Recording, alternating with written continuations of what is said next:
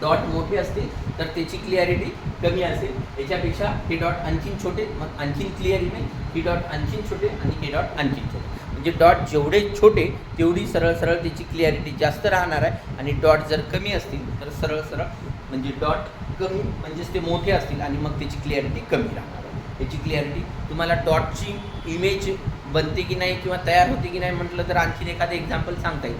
आजकाल ते लग्नात LED स्क्रीन लावत आहेत, तर दुरून पाहिलं तर तुम्हाला इमेजच दिसेल, पण कोणी जवळ जाऊन बघितलं होतं का? बघितलं ना, छोटे छोटे छोटे छोटे डॉट दिसतात, म्हणजे ते LED लाईटच आहेत. म्हणजे सरळ सरळ कुठली पण इमेज जी आहे ती डॉटची मिळून तयार होते. ती एकदम जवळून आपण पाहू शकत नाही, एकदम जवळून पाहिलं तर डॉट डॉट दिसतात आपल्याला, कारण की या स्क्रीनपेक्षा पण त्याचे डॉट आणखीन मोठे असतात, लाईटच दिसतात ती सरळ सरळ.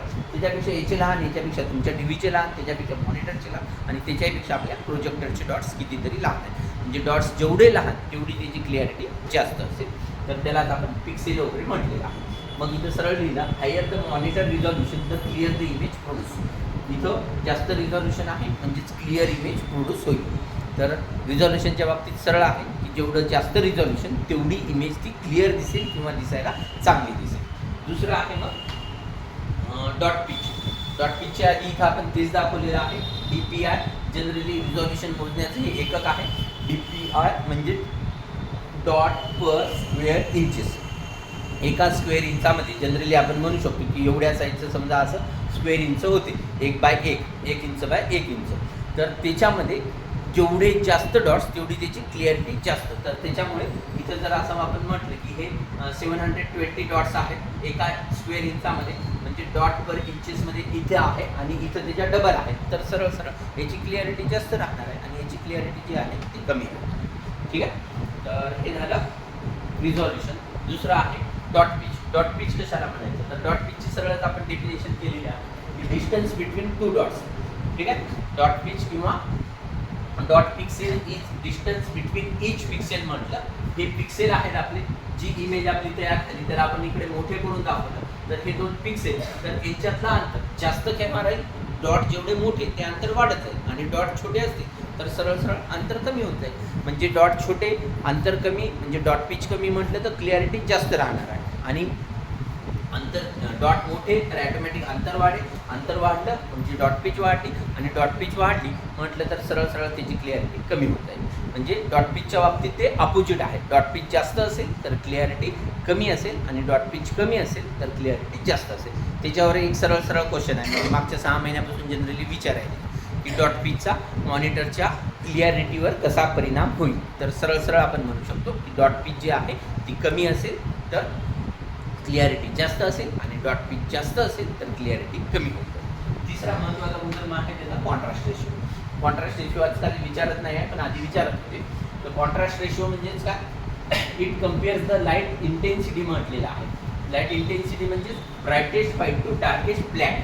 म्हणजे एकदम ब्लॅकवालं ब्लॅकच दिसायला पाहिजे, ते ग्रे वगैरे दिसू नये किंवा धुसर दिसू नये वगैरे वगैरे, आणि व्हाईटवालं एकदम व्हाईट दिसायला पाहिजे. इथं आपण म्हणू शकतो की हे लो कॉन्ट्रास्ट रेशो आहे, मग ते थोडं फेंट वगैरे दिसते. जसं आधीचंच आपलं प्रोजेक्टर थोडं डिम झालं तर ते खराब झालं तर एवढं प्रखर दिसत नव्हतं, आपल्याला जास्त अंधार करावा लागत होतं, तर ते थोडं ठीक दिसत होतं. तर आता हे आपण एवढ्या उजेडातही बघू शकतो, म्हणजेच याची लाईट इंटेन्सिटी जी आहे किंवा कॉन्ट्रास्ट रेशो जो आहे तो त्याच्यापेक्षा जास्त आहे. तर लो कॉन्ट्रास्ट रेशो असेल तर हे असं फेंट दिसेल, आणि हाय कॉन्ट्रास्ट रेशो असेल तर मग थोडं डार्क दिसेल. जनरली सोनी किंवा बाकीचे चांगल्या कंपनीचे जे TV आहेत एकदम डार्क दिसतात. तर का डार्क दिसतात, सरळ सरळ त्याचा कॉन्ट्रास्ट रेशो जो आहे तो जास्त असतो. मग कॉन्ट्रास्ट रेशो जेवढा जास्त तेवढीची इमेज जास्त क्लिअर दिसणार आहे, किंवा क्लिअर म्हणण्यापेक्षा डार्क दिसेल.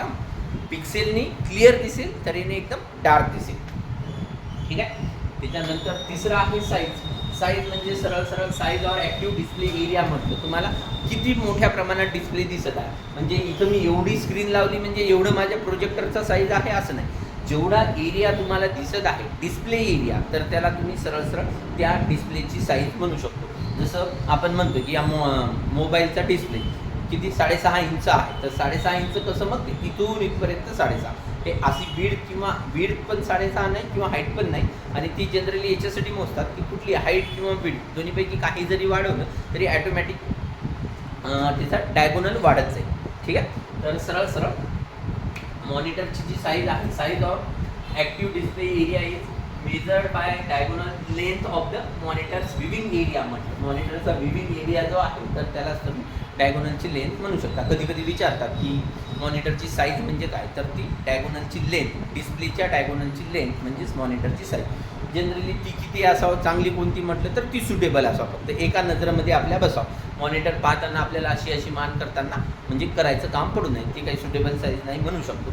एका नजरेमध्ये आपल्याला ती बसावं, असं मान करायचं काम पडलं तर मान दुखायला लागेल. तर ते झालं मॉनिटरची साईज. आणि लास्ट एस्पेक्ट रेशिओ, हे पण विचारायचे आता मागच्या एक्झामला बऱ्याच जणांना आला प्रश्न. तर एस्पेक्ट रेशिओ म्हणजेच काय, तर विड्थ आणि हाईट यांचा जो काही रेशिओ आहे तर त्यांना तुम्ही एस्पेक्ट रेशिओ म्हणू शकता. रेशिओ म्हणजेच त्याला आपण मराठीत प्रमाण म्हणतो किंवा इंग्लिशमध्ये आपण त्याला प्रपोर्शन वगैरे म्हणू शकतो. Aspect ratio indicate a proportional relationship between displays width and height. सरळ सरळ डिस्प्लेची विड्थ आहे आणि हे हाईट आहे, तर यांचं जे काही प्रपोर्शन आहे तर त्यांना आपण एस्पेक्ट रेशिओ म्हणतो. तर प्रपोर्शन म्हणजेच काय, हे सपोज आता 4 फूट म्हटलं तर हे 3 फूट, मग हे 4 फुटाच्या तुलनेत जसं वाढतं तसं हे वाढत जाईल. 4च्या ऐवजी याला 8 केलं तर मग ते सरळ सरळ 3च्या ऐवजी 6 होईल, किंवा याला 4च्या ऐवजी 2 केलं तर मग हे 1.5 होईल. तर जुन्या टाईपची जी मॉनिटर होती, जसं एक आपण तिथं वर ठेवलेलं आहे किंवा कोणाच्या घरी आणखी चौकोनी टी व्ही वगैरे असतील तर ती जुन्या टाईपची मॉनिटर किंवा जुन्या टाईपची जी टी व्ही होती तर त्यांचं प्रपोर्शन किती आहे, 4:3 आहे. तर नवीन आपण याला वाईड स्क्रीन म्हणतो. आता हे आपले सगळे मॉनिटर, सगळे लॅपटॉपच्या स्क्रीन वगैरे ह्या वाईड स्क्रीन आहे. तर त्या वाईड स्क्रीनचं किती रेशिओ असतो, तर 16:9 म्हणू शकता. तर हे 16 इंचेस झाले आणि ते 9 इंचेस. तर 16 इंच 9 हे वाईड स्क्रीनचा रेशिओ असतो. चांगला कोणता असतो असा एक सरळ सरळ क्वेश्चन आहे. तर सरळ सरळ हा चांगला असतो, म्हणजे 16:9 जो आहे तोच चांगला असतो. त्याच्यात आपल्याला फुल स्क्रीन दिसते किंवा व्यवस्थित स्क्रीन दिसते. तर हे 5 मॉनिटरचे मुख्य गुणधर्म आहेत. तर याच्यामध्ये सरळ आपण म्हणू शकतो चांगल्या मॉनिटरसाठी मग रिझॉल्युशन जास्त असायला पाहिजे, डॉट पिच कमी असायला पाहिजे, कॉन्ट्रास्ट रेशिओ जास्त असायला पाहिजे, साईज सुटेबल असायला पाहिजे आणि ॲस्पेक्ट रेशिओ जो आहे तो 16:5 असायला पाहिजे, 16:9 असायला पाहिजे. ठीक आहे. त्याच्यानंतर मॉनिटरचे प्रकार.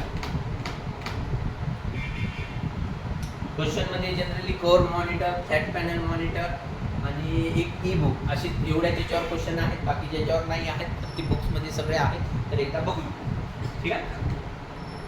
तर एवढे सगळे मॉनिटरचे प्रकार पडतात. Flat panel, CRT, core monitor, E book reader. Other टाईपमध्ये मग interactive, white board, UHD-TV, HD-TV आणि फ्लॅट पॅनलमध्ये LCD, LED आणि OLED वगैरे वगैरे. ठीक आहे. तर सगळ्यात पहिले फ्लॅट पॅनल मॉनिटर. हे आपली जे 100% फ्लॅट आहे ते वर ठेवलेलं आपलं असं कॉन्केव्ह आहे. ठीक आहे.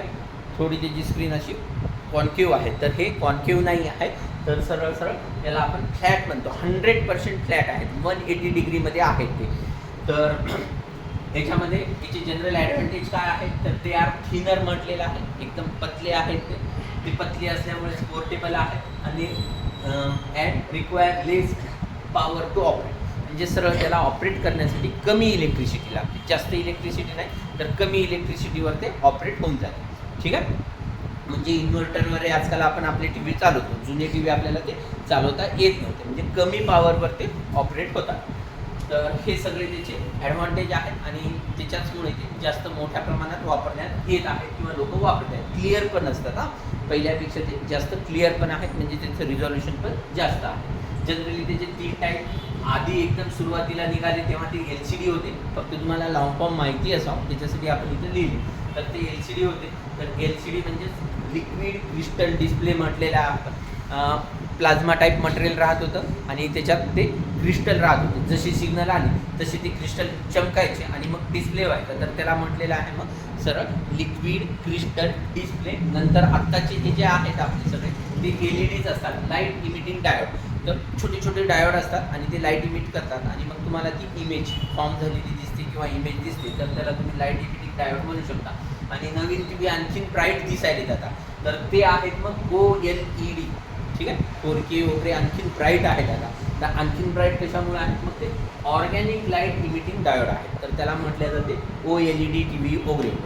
तर हे सगळे मार्केटला भेटत आहेत. त्याच्यानंतर कर्व मॉनिटर. कर्व मॉनिटरमध्ये सगळ्यात महत्त्वाचं काय, असं कर्व असते आहे आपल्या इकडे. ते त्या दिवशी तुम्ही बघितलं ते गेम वगैरे जे खेळत होता तर त्याच्यावर ते कर्व मॉनिटर आहे. तर याच्यापेक्षा ते दिसायला आणखीन चांगलं दिसते. तर आहेच, पण सगळ्यात महत्त्वाचं त्याच्यात आणखीन एक महत्त्वाचं फीचर हे आहे की जे एजेस जवळ कोणी बसते तर त्याला इथे क्लिअर दिसते. आपले हे जे मॉनिटर आहेत तर याच्यामध्ये एजेसच्या साईडला कोणी बसलं तर ते थोडं डार्क दिसते म्हणून किंवा ब्लॅकिश दिसते, तर त्या मॉनिटरमध्ये तसं नाही दिसत. ठीक आहे, म्हणून आपण याच्यात लिहिलं की it uses similar technology at flat panel. Flat panel सारखीच असते, फक्त monitor instead it has a concave screen concave असते आणि that provide better viewing angle near the edges of side.